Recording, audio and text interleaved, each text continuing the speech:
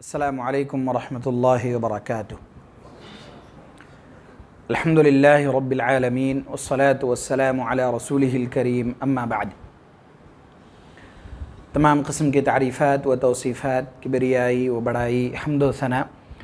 صرف اور صرف اس اللہ رب العالمین ہی کے لیے لائق و زیبا اور سزاوار ہے جس نے سارے جہاں کو بنایا۔ بعدہ بے شمار درود و سلام نازل ہو نبی آخر الزماں محمد عربی صلی اللہ علیہ وسلم پر۔ یہ ہفتہ واری نہیں کہیں گے بلکہ اس کو 15 روزہ کہیں گے۔ ہر 15 دن پہ ایک مرتبہ یہ درس ہوا کرتا ہے اور کچھ دیر آپ کے سامنے کچھ اہم عنوان پر باتیں کی جاتی ہیں۔ آج کا جو عنوان ہے وہ یہ ہے کہ گناہوں کا کیا انجام ہوتا ہے، اس دنیا میں بھی اور آخرت میں بھی۔ اس کا انجام کیا ہوتا ہے، اس کا نتیجہ کیا نکلتا ہے۔ آج کا یہی عنوان ہے کہ اگر آدمی گناہ کرتا ہے اور توبہ و استغفار نہیں کرتا اور گناہ کرتا چلا جاتا ہے تو دنیا میں اس کے ساتھ کیا ہوتا ہے، اس کا انجام کیا ہوتا ہے، اس کا نتیجہ کیا نکلتا ہے، اور آخرت میں اس کے ساتھ کیا ہوگا، کیا انجام ہوگا، کیا نتیجہ نکلے گا، یہ عنوان ہے۔ لہٰذا آئیے چند باتیں بہت سرل انداز میں اور بہت سہل انداز میں آپ کے سامنے رکھے جائیں تاکہ باتیں اچھی طرح سمجھ میں آئے اور اس پر ہم اچھی طرح عمل کرنے کی بھی کوشش کریں اور اپنے آپ کو گناہوں سے حتی الامکان اپنی استطاعت کے برابر پوری کوشش کریں کہ ہم اپنے آپ کو گناہوں سے بچاتے رہیں۔ اور اگر کبھی ایسا ہو انسان ہونے کے ناطے کہ گناہ سرزد ہو جائے تو پھر یاد رکھیں کہ توبہ و استغفار کرنے میں تاخیر ہرگز نہ کریں۔ یہ سستی اور کوتاہی نہیں ہونی چاہیے کہ گناہ ہو گیا ٹھیک ہے 1-2 دن کے بعد توبہ کر لیں گے یا کچھ دیر کے بعد استغفار کر لیں گے، کچھ دیر کے بعد اللہ سے معافی مانگ لیں گے۔ اس طرح کی چیزیں اگر ذہن میں آئیں، چونکہ ہم میں سے کسی شخص کو اس کا علم نہیں ہے کہ ہم کتنے دیر تک زندہ رہیں گے۔ ہو سکتا ہے ابھی میں بیٹھا ہوں 2 منٹ کے بعد نہ ہو سکتا ہے آج ہم یہاں بیٹھے ہیں کل نہ ہوں، کیونکہ کسی کی زندگی کی کوئی گارنٹی ہم میں سے کوئی شخص نہیں دے سکتا، یا کسی کو یہ پتہ نہیں ہے کہ وہ کب تک زندہ ہے۔ کہیں ایسا نہ ہو کہ پھر ہمارے جو آخری اعمال ہوں وہ گناہوں پر ہی ملوث ہو، کہ ہم نے گناہ کیا، وقت ملا استغفار کا لیکن ہم نے کیا نہیں، سستی اور کاہلی کی بنیاد پر۔ انجام یہ ہوگا کہ ہماری جو وفات ہوگی جب ہم اس دنیا سے جائیں گے تو کہیں ایسا نہ ہو کہ آخری عمل ہی گناہوں والا ہو جائے۔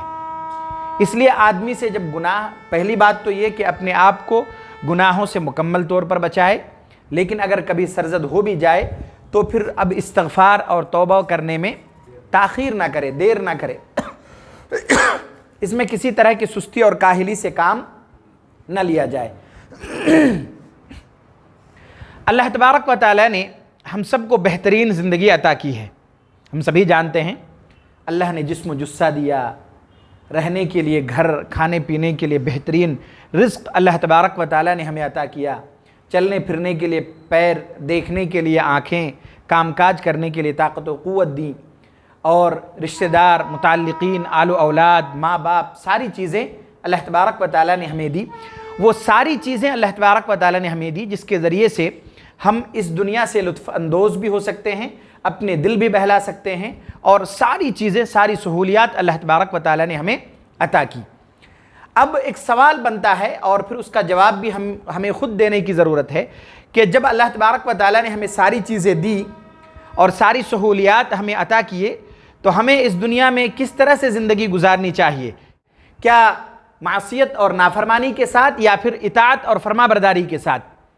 ایک بہت کم عقل رکھنے والا بھی آدمی، ایک چھوٹا سا بچہ جن کو تھوڑی بہت بھی سمجھ آ گئی ہو، اگر ہم ان سے بھی یہ سوال کریں تو وہ بھی اس بات کا جواب دیں گے کہ ہم ان کی اطاعت اور فرما برداری کریں گے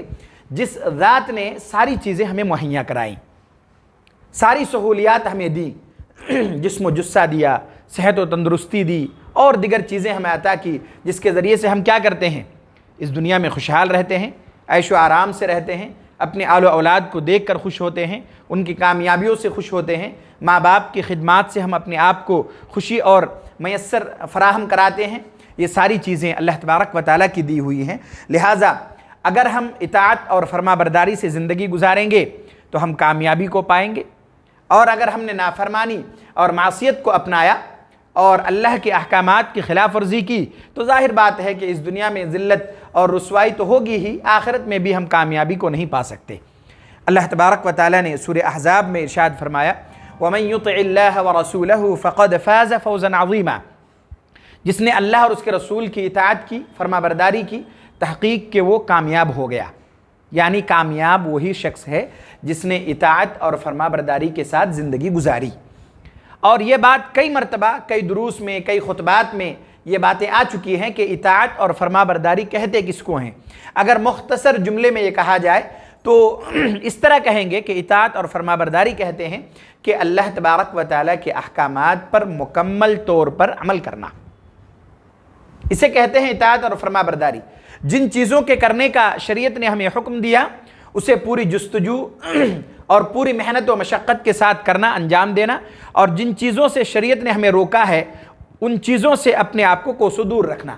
اپنے آپ کو ان چیزوں سے بچا کر رکھنا، اسے کیا کہتے ہیں؟ اطاعت اور فرما برداری۔ اللہ تبارک و تعالیٰ نے اس آیت میں یہی ارشاد فرمایا کہ جس نے اللہ اور اس کے رسول کی اطاعت اور فرما برداری کی وہ کامیاب شخص ہے۔ سورہ احزاب ہی کی آیت ہے، اللہ تبارک و تعالیٰ نے یہ ارشاد فرمایا وَمَن يَعْصِ اللَّهَ وَرَسُولَهُ فَقَدْ ضَلَّ ضَلَالًا بَعِيدًا، اور جس نے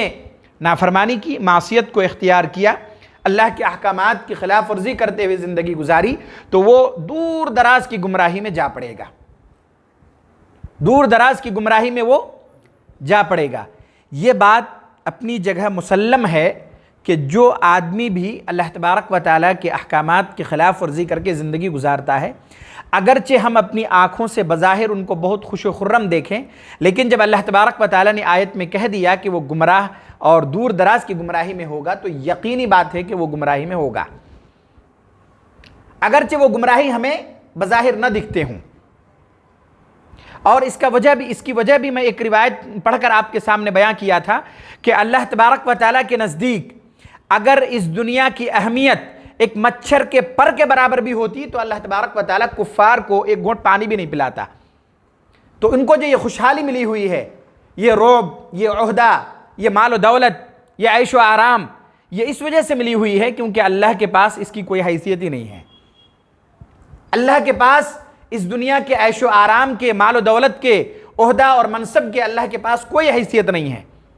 اس لیے اس بات سے وہ نہ ہو کہ جو لوگ اللہ کے نافرمانی کرتے ہیں وہ خوشحال ہیں، رہیں، اللہ کے پاس اس کی کوئی حیثیت ہی نہیں ہے۔ لیکن ایک آدمی اگر فرما برداری کرتا ہے، اطاعت گزار ہے، پھر اسے مال و دولت ملے، عہدہ و منصب ملے، خوشحالی کی زندگی اسے نصیب ہو، اچھا گھر، اچھا کھانا پینا اللہ تبارک و تعالیٰ کی جانب سے میسر ہو، تو اس سے بڑی خوشحالی اور کیا ہوگی کہ اللہ نے دین اسلام کی توفیق بھی دی، اطاعت و فرما برداری کی توفیق بھی دی، اور انہوں نے عبادات اور ذکر و اذکار کے ذریعے سے اپنی زندگی گزاری، اپنے آل و اولاد کی اچھی پرورش انہوں نے کی، ماں باپ کی اچھی خدمت کرنے کا ان کو موقع ملا، ساتھ ساتھ اللہ تبارک و تعالیٰ نے دنیا کی ساری عیش و آرام بھی ان کو دیا، بہترین گھر، کھانے پینے کے اچھے انتظامات، ساری سہولیات اللہ تبارک و تعالیٰ نے عطا کی۔ تو ایک مومن کے لیے اس سے بڑی خوشی اور اس سے بڑی خوش قسمتی نہیں ہوگی تو اور اس سے بڑی خوش قسمتی کیا ہوگی ایک مومن کے لیے کہ ساری چیزیں اللہ تبارک و تعالیٰ نے ان کو عطا کر دی، دین بھی، اطاعت و فرما برداری بھی، عبادات کا موقع بھی، اور ساتھ ساتھ دنیا کی چیزوں سے فائدہ اٹھانے کا موقع بھی۔ اس کے بعد آئیے آپ کے سامنے کچھ اہم باتیں آپ کے سامنے رکھی جائیں۔ یہ جو 2 آیتیں آپ کے سامنے پڑھی گئی یہ تو اطاعت اور فرما برداری کا فائدہ دنیاوی اعتبار سے ہوا، اور نافرمانی اور معصیت کا انجام اور نتیجہ اخروی دنیاوی اعتبار سے ہوا کہ آدمی ضلالت اور گمراہی میں پڑ جائے گا۔ آخرت میں اطاعت اور نافرمانی کا کیا بدلہ ہوگا؟ اگر کسی شخص نے اطاعت کی، فرما برداری سے زندگی گزاری، قرآن و سنت کے مطابق زندگی گزاری، اس کو کیا بدلہ دیا جائے گا؟ اور جنہوں نے نافرمانی کی، خلاف ورزی کی، زندگی کو اس طرح گزارا کہ انہوں نے یہ سمجھا کہ جو ہے یہی ہے، ان کو کیا بدلہ ملے گا آخرت میں؟ اللہ تبارک و تعالیٰ نے اسی چیز کو سورہ نساء میں بیان کیا، ارشاد فرمایا وَمَن يُطِعِ اللَّهَ وَرَسُولَهُ يُدْخِلْهُ جَنَّاتٍ تَجْرِي مِن تَحْتِهَا الْأَنْهَارُ خَالِدِينَ فِيهَا وَذَلِكَ الْفَوْزُ الْعَظِيمُ، کہ جنہوں نے اللہ اور اس کے رسول کی اطاعت کی اللہ تبارک و تعالیٰ اسے جنت میں داخل کرے گا۔ ایک آدمی کی جو آخری انجام ہے وہ جنت میں داخلہ ہی ہے۔ ایک کامیاب شخص کا جو آخری پڑاؤ اور یہ سمجھیے کہ آخری ڈیسٹینیشن ہے وہ جنت میں داخل ہونا ہے۔ اگر ایک آدمی ایک بار جنت میں داخل ہو گیا تو اب انہیں کسی چیز کی فکر لاحق نہیں ہوگی کہ پتہ نہیں یہاں سے نکل جاؤں گا، کہیں اور بھیج دیا جاؤں گا، یا اس نعمتوں سے محروم کر دیا جاؤں گا۔ ایسا نہیں ہوگا۔ جو لوگ اللہ تبارک و تعالیٰ کی اطاعت اور فرما برداری سے زندگی گزارے گا، اللہ تبارک و تعالیٰ نے یہ ارشاد فرمایا یدخلہ جنات تجری من تحتها الانہار، کہ اللہ تعالیٰ جنت میں داخل کرے گا ایسے باغات میں جس کے نیچے سے نہریں جاری ہیں، یعنی انتہائی درجے کی خوبصورتی ہوگی۔ اس کو ہم اور آپ امیجن بھی نہیں کر سکتے کہ وہ کیسا ہوگا، یعنی ہماری اتنی کیپیسٹی نہیں ہے کہ ہم انہیں سوچ کر بھی اپنے ذہن میں اس کا ایک خاکہ بنائیں۔ آج آپ ترقی یافتہ دور میں بہت ساری چیزیں امیجن کر کے دیکھ لیتے ہیں، پھر چند سالوں کے بعد اس کو عملی جامہ بھی پہنا دیا جاتا ہے کہ کسی ملک میں ایک سٹی کو پلان کرتے ہیں کہ اس طرح بنائیں گے، چند سالوں کے بعد اس کو بنا بھی دیتے ہیں۔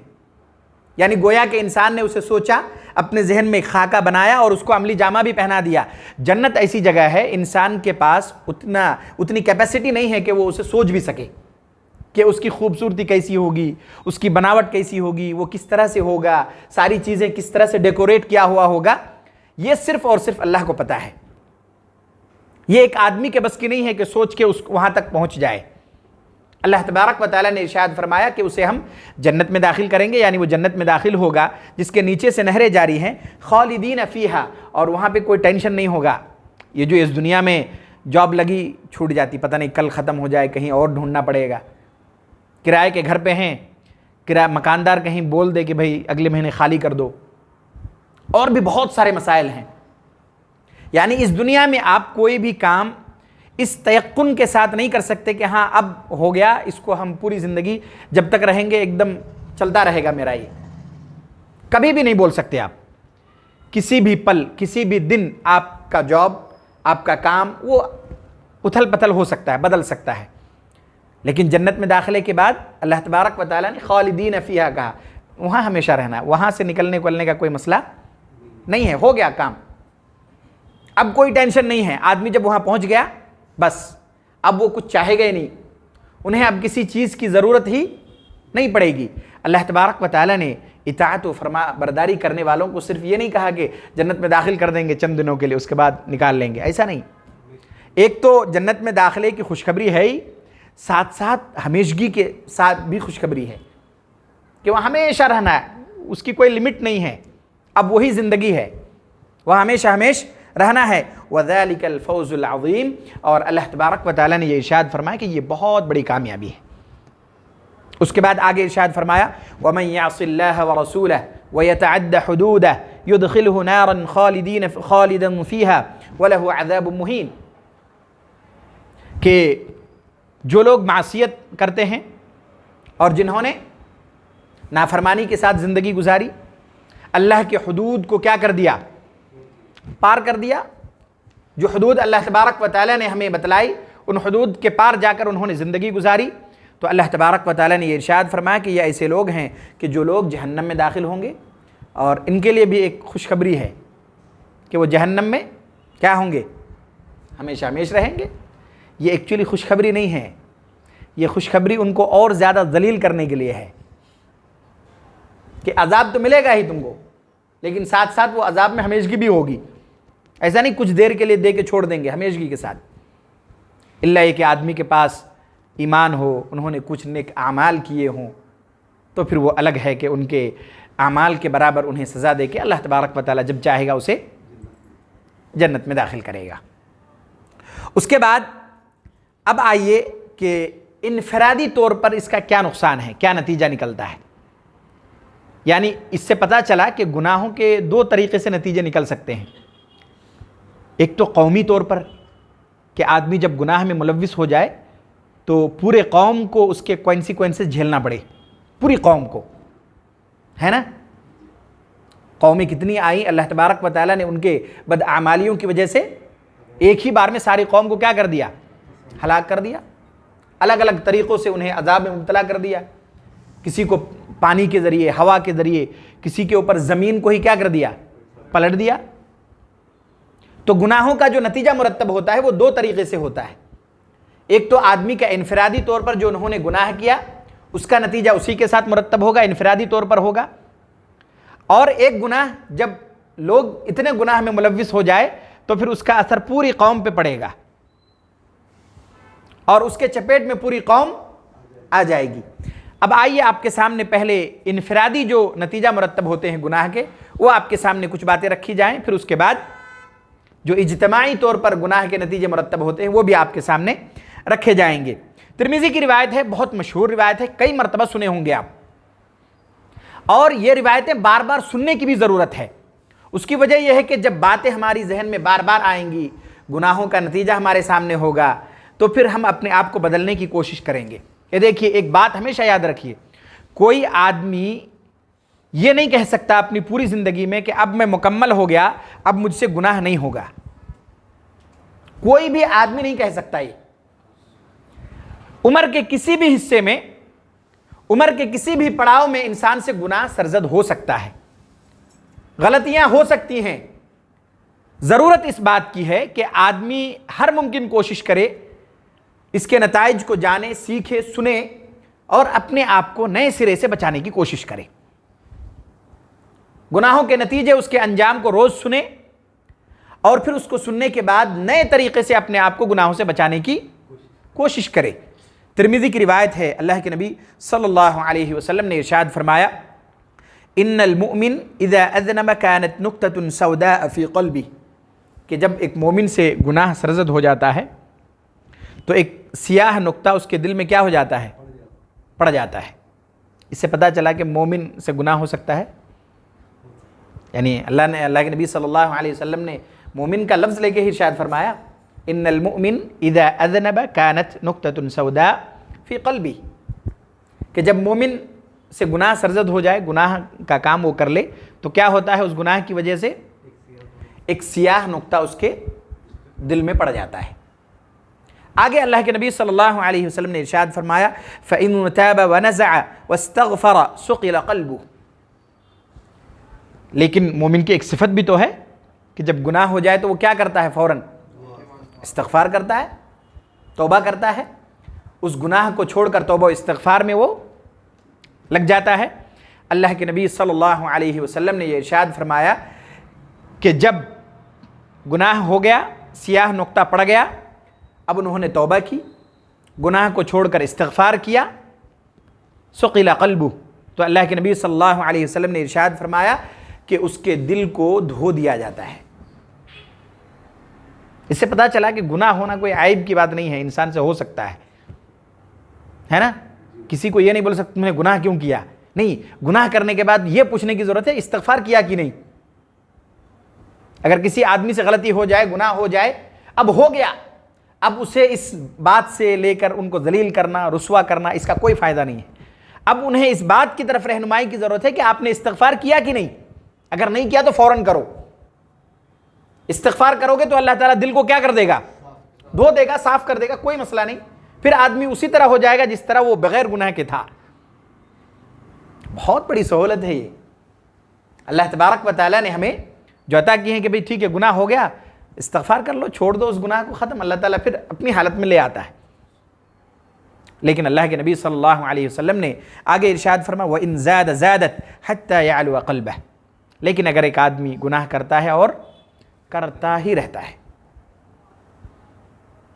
گناہ کیا، سیاہ نقطہ پڑ گیا اور پھر کیا، یعنی ایک طرح سے یہ بولیے کہ گناہ کی ان کو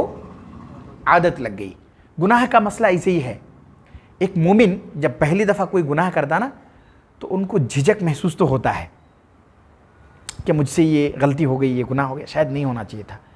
لیکن جب اسی گناہ کو دوبارہ وہ کرتا ہے تو ان کی جو جھجک ہے وہ کم ہو جاتی ہے، اور پھر یہی سلسلہ چلتا رہتا ہے کہ 2-4 بار کیا، 5 بار کیا، 10 بار کیا، ان کی حالت ایسی ہو جاتی ہے کہ اب ان کو بعد میں وہ گناہ ہی نہیں لگتا، اب ان کا دل اتنا سخت ہو گیا ہوتا ہے، سیاہ ہو گیا ہوتا ہے کہ اب ان کو کوئی فرق نہیں پڑتا۔ اللہ کے نبی صلی اللہ علیہ وسلم کی حدیث ان لوگوں پر یہ مکمل صادق آتی ہے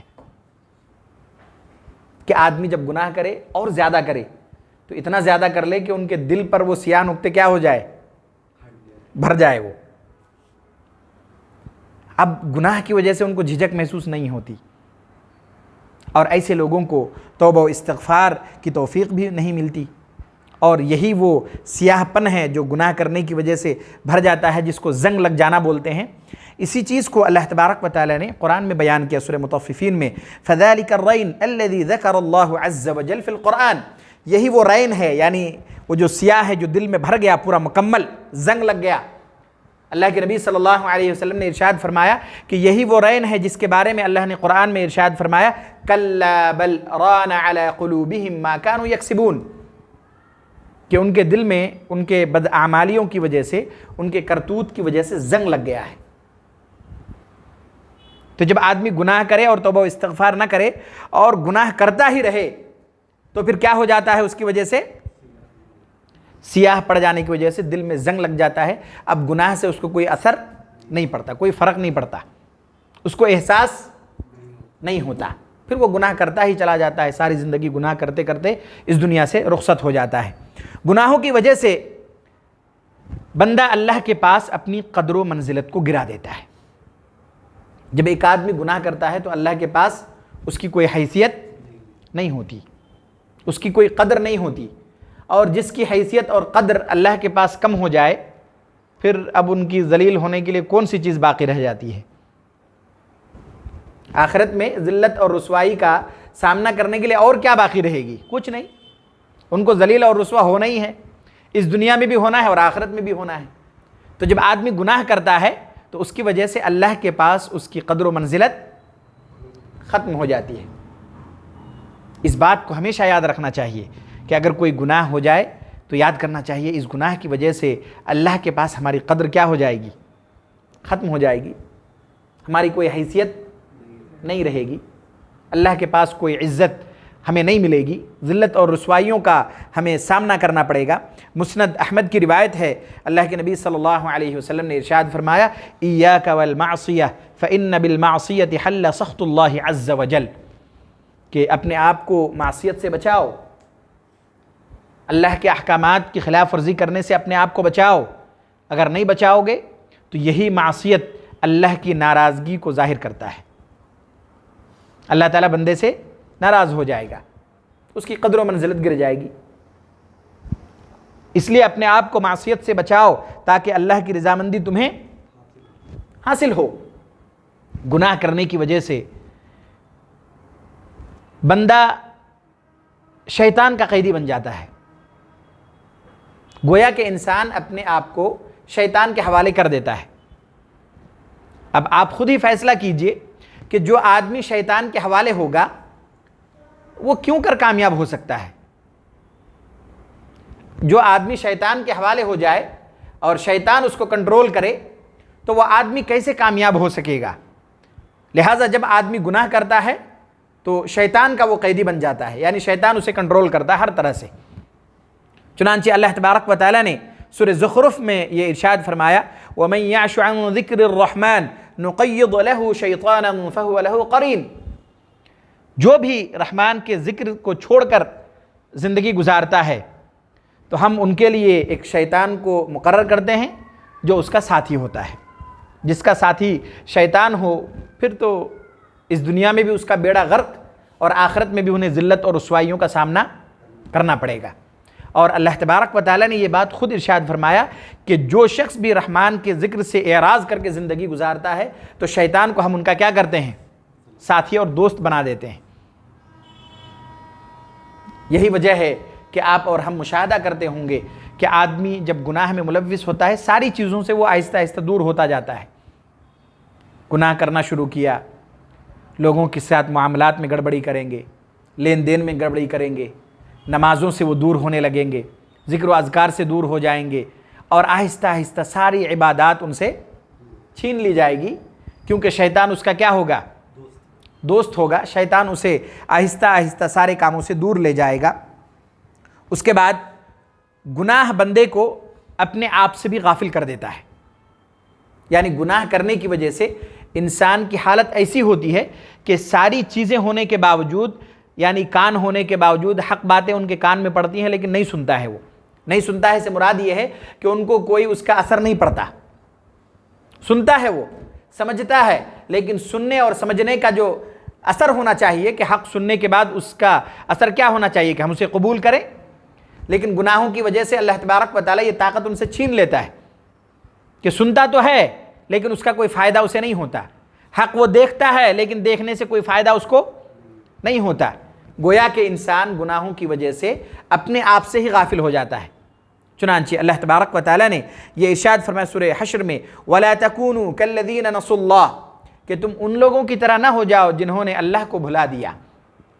اللہ کے احکامات کو ٹھکرا دیا، اللہ کے احکامات کو بھلا دیا، فَأَنسَاهُمْ أَنفُسَهُمْ پھر اللہ تبارک و تعالیٰ انہیں ان کے نفس کو ہی کیا کر دیتا ہے، بھلا دیتا ہے،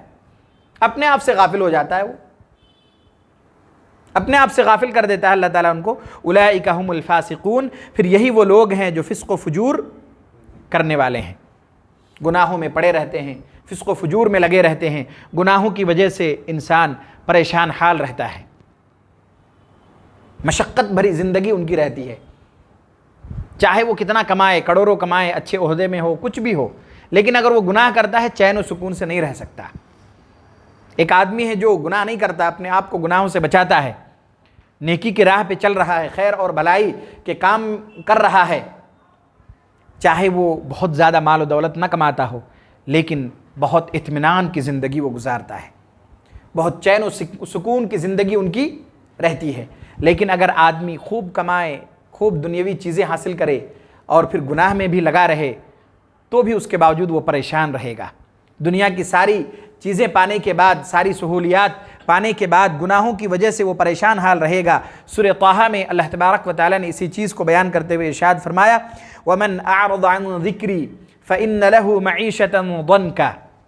کہ جو لوگ میرے ذکر سے منہ موڑ کر زندگی گزارتا ہے اور جنہوں نے ہمارے ذکر سے اعراض کیا، روگردانی کی، معصیت سے کام لیا، اللہ کے فرامین کو ٹھکرا دیا، فَإِنَّ لَهُ مَعِيشَةً ضَنْكَ تو ایسے لوگوں کے لیے ایک تنگ حال زندگی ہوتی ہے۔ اللہ تعالیٰ زندگی کو اس کے پریشان کن بنا دیتا ہے، تنگ کر دیتا ہے، ساری چیزوں میں مسائل، 100 مسائلوں کا سامنا کرنا پڑتا ہے، ادھر بیمار گھر پہ پڑے ہوئے ہیں، خود بیمار ہے، ادھر مسائل کاروبار میں مسائل چل رہے ہیں، ادھر مسائل چل رہے ہیں، کوئی مسئلہ حل ہی نہیں ہو رہا ہے، ساری زندگی اسی پریشانی میں گزارتا ہے۔ ساری چیزیں ہیں، ساری سہولیات میسر ہے، لیکن گناہوں کی وجہ سے اللہ تبارک و تعالیٰ نے یہ ارشاد فرمایا کہ جس نے بھی میرے ذکر سے اعراض کیا تو ان کے لیے ایک بالکل تنگ حال زندگی ہوگی، اس کی زندگی میں کوئی کشادگی نہیں ہوگی، تنگ کر دے گا اللہ تعالیٰ اس کی زندگی کو، اور یہ تو حالت ہوگی ان کی دنیاوی زندگی میں۔ آگے اللہ تبارک و تعالیٰ نے ارشاد فرمایا وَنَحْشُرُهُ يَوْمَ الْقِيَامَةِ أَعْمَى اور قیامت کے دن ہم انہیں اندھا اٹھائیں گے، جنہوں نے ہمارے ذکر سے روگردانی کی اس دنیا میں ان کی زندگی تنگ حال تو ہوگی ہی، وَنَحْشُرُهُ يَوْمَ الْقِيَامَةِ أَعْمَى اور قیامت کے دن ہم انہیں کیسے اٹھائیں گے، بینائی نہیں ہوگی، نہیں دیکھ سکیں گے، اندھا کر کے اٹھائیں گے۔ وہ کہے گا اللہ سے قال ربی لم حشرتنی اعمی وقد كنت بصیرا، وہ کہے گا اللہ اندھا کیوں اٹھائے گا مجھے، میں تو دیکھ سکتا تھا دنیا میں، میرے پاس دیکھنے کی قوت تھی، میرے پاس بینائی تھی، میں دیکھ سکتا تھا، پھر آج تو ہمیں یہ اندھا کر کے کیوں اٹھایا؟ قال كذلك اتتك آیاتنا فنسیتها وكذلك اليوم تنسى اللہ تبارک و تعالیٰ کہے گا کہ اسی طرح ہماری آیتیں بھی تمہارے پاس آئی تھی، تم نے بھلا دیا، آج ہم نے تمہیں بھلا دیا۔ کتنی بڑی ذلت اور رسوائی ہوگی، کتنی بڑی ذلت اور رسوائی ہوگی کہ اللہ تبارک و تعالیٰ کہے گا کہ اسی طرح تمہارے پاس بھی ہماری آیتیں پہنچی تھی، قرآن کے احکامات تم کو بتلائے گئے تھے، احادیث تمہارے سامنے پڑھ کر سنائے گئے تھے، تم نے ان احکامات کو بھلا دیا، آج ہم نے تمہیں بھلا دیا، تمہاری کوئی بات ہم نہیں سنتے۔ یہ حالت ہوگی کن کی؟ جنہوں نے اللہ کے ذکر سے اعراض کر کے زندگی گزاری اور جنہوں نے اللہ کے احکامات کو ٹھکرا کر زندگی گزاری۔ اس دنیا میں بھی انہیں تنگ حالی والی زندگی اللہ تبارک و تعالیٰ دے گا، اور قیامت کے دن بھی اندھا کر کے اٹھائے گا، سوال کرنے پر یہ جواب ملے گا، جس طرح تم نے ہمارے احکامات کو دنیا میں بھلا دیا، آج ہم نے تمہیں بھلا دیا۔ یہ چند باتیں اس عنوان کے تحت آپ کے سامنے رکھی گئیں، اور بھی باتیں اسی عنوان کے تحت انشاءاللہ آئندہ دروس میں آپ کے سامنے رکھے جائیں گے۔ اخیر میں اللہ تبارک و تعالیٰ سے دعا ہے کہ اللہ تبارک و تعالیٰ ہم سب کی گناہوں سے حفاظت فرمائے اور ہم سب کو خیر اور بھلائی کرنے کی توفیق نصیب فرمائے، آمین۔ السلام علیکم ورحمۃ اللہ وبرکاتہ۔